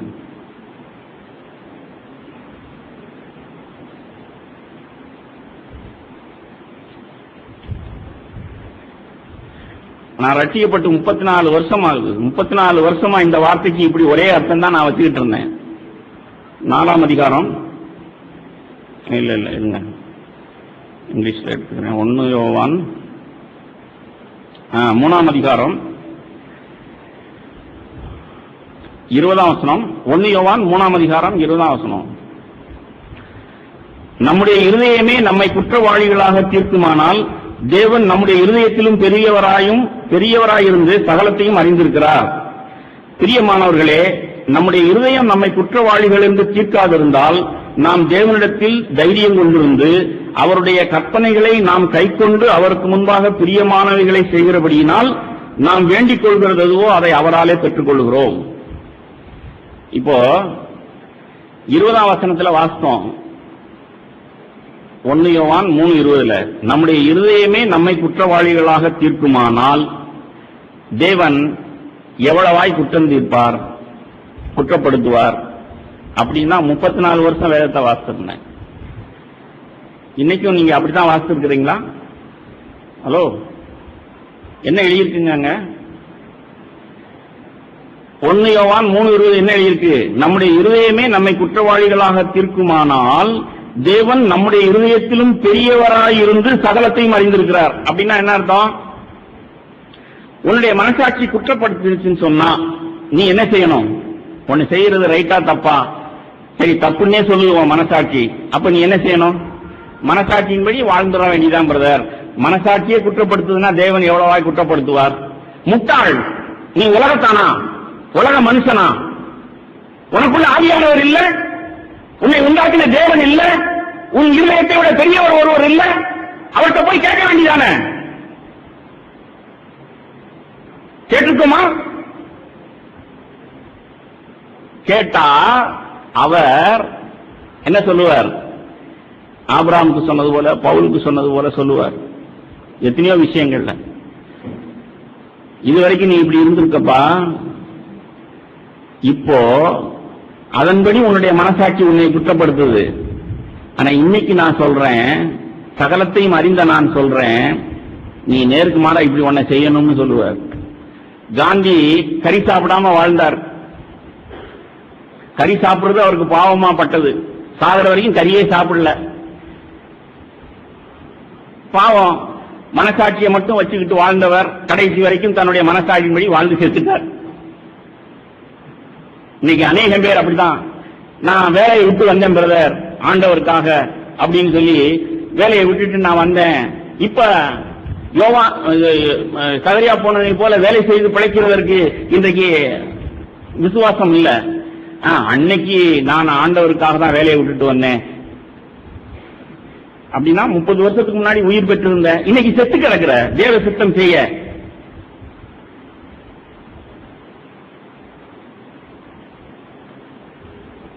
வேலையை விட்டவன் ரோமர் 14 என்ன வாசம்? நாம் பிழைத்தாலும் மரித்தாலும் என்று பிழைத்தும் மரித்தும் இருக்கிறோம். இன்னைக்கு உயிரோடு இருக்கிறேன்னா தேவன் என்ன செய்ய சொல்றாரோ அதை செய்யணும்.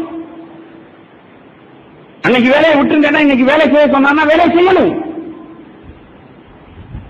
குப்பையும் நஷ்டமாய் விட்டேன்னு பவுல் சொன்னார். ஆனா இரவும் பகலும் வேலை செய்து சாப்பிட்டேன்கிறார். இன்னைக்கு எத்தனை பேர் அப்படி விசுவாசத்தில் வாழ்ந்து கொண்டு இருக்கிறீங்க? இன்னைக்கு அநேக பேருக்கு நல்ல மனசாட்சி இல்ல. காரணம், இயேசுவினிடத்தில் இருந்த விசுவாசம் இல்ல. அவர் மரித்திருந்தார், அவர் அடக்கம் பண்ணப்பட்டார். ஞானஸ்தானத்தில் மாத்திரமல்ல, அவர் சிலுவையிலே வரைக்கும் 30 வருஷம் ஏற்கனவே ஒரு வாழ்க்கை வாழ்ந்தார். அவர் வாழ்ந்த வாழ்க்கையே அடக்கம், உயிர்த்தெழுதல். தன் சுய புத்தியை சாராமல், மனுஷருடைய அபிப்பிராயங்களை வாழாமல் நீதிமான் விசுவாசத்தினால் பிழைத்தார். அதனுடைய உச்சக்கட்டம் தான் ஞானஸ்தானம். பரப்பிலிருந்து ஒரு சத்தம் உண்டானது, அதுக்கு பிறகு ஒரு சத்தம் உண்டானது. அது பிரம்மாண்டமா தேவனுடைய சத்தம் அல்ல, வார்த்தைக்கு வாங்க. யோவான் எழுதின சுவிசேஷம் 19ஆம் அதிகாரம்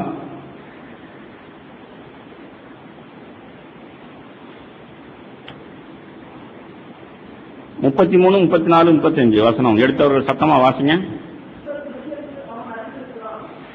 இது யார் கொடுக்கிற சாட்சி? யோவான் அப்போஸ்தலன். இயேசு மரித்திருந்தார், அவருடைய கால் எலும்புகள் முறிக்கப்படல. மற்றவங்க மரிக்கல, அதனால மரிக்கும்படிக்கு கால்களை முறித்தார்கள். இயேசு மரித்திருந்தார். மரித்திருந்தாருங்கிறதுக்கு அடையாளமா ஈட்டியிலே குத்தின போது ரத்தமும் நீரும் வந்தது.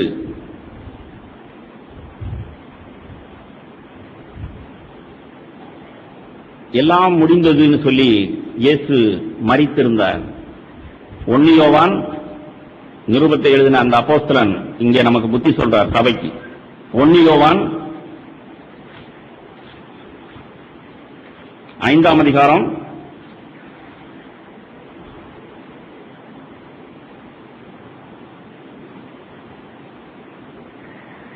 6ஆம் வசனத்திலிருந்து வாசிக்கிறேன். 1 யோவான் 5:6.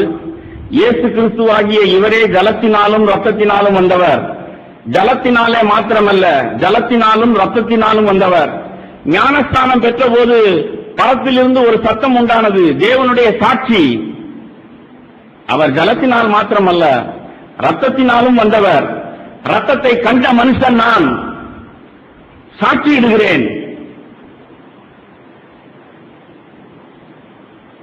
7ஆம் வசனம், பரலோகத்திலே சாட்சியிடுகிறவர்கள் மூவர், பிதா, வார்த்தை, பரிசுத்த ஆவி என்பவர்களே, இம்மூவரும் ஒன்றாயிருக்கிறார்கள். பூலோகத்திலே சாட்சியிடுகிறவர்கள் 3, ஆவி, ஜலம், ரத்தம் என்பவைகளே, இம்மூன்றும் ஒருமைப்பட்டிருக்கிறது. இயேசுவுக்கு 3 சாட்சிகள் இருந்ததாம், ஜலம், ரத்தம், ஆவி. உனக்கு சாட்சி இருக்கிறதா? இன்னைக்கு இங்கே அப்போஸ்தலன் இங்க நின்றிருந்தா இப்படித்தான் பிரசங்கிப்பார். என்ன சொல்லுவார் தெரியுமா? 1ஆம் வசனத்துல, நாம் மனுஷருடைய சாட்சியை ஏற்றுக்கொண்டால் அதை பார்க்கிலும் தேவனுடைய சாட்சி அதிகமாயிருக்கிறது. என் சாட்சியை நீங்கள் ஏற்றுக்கொள்ளணும்னு அவசியம் இல்லப்பா, தேவனுடைய சாட்சி அதை விட மேலானது. தேவன் தமது குமாரனை குறித்து கொடுத்த சாட்சி இதுவே. தேவனுடைய குமாரனிடத்தில் விசுவாசமாயிருக்கிறவன் அந்த சாட்சியை தனக்குள்ளே கொண்டிருக்கிறான்.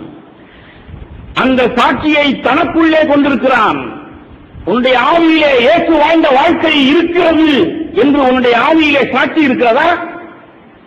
இயேசுவினிடத்தில் இருந்த நல் மனசாட்சி. தேவன் சொன்னார், நான் செய்கிறேன். அப்பா சொல்றார், செய்கிறேன். விருத்த சேதனம் பண்ணக்கூடாதுன்னு தீர்மானிச்சுட்டு வந்த பவுல் அடுத்த அதிகாரத்திலேயே ஒருத்தனை ஊழியக்காரனாய் தன்னோடு சேர்த்துக் கொள்றதுக்கு தீமோத்தேயுக்கு விருத்த சேதனம் பண்ணார்.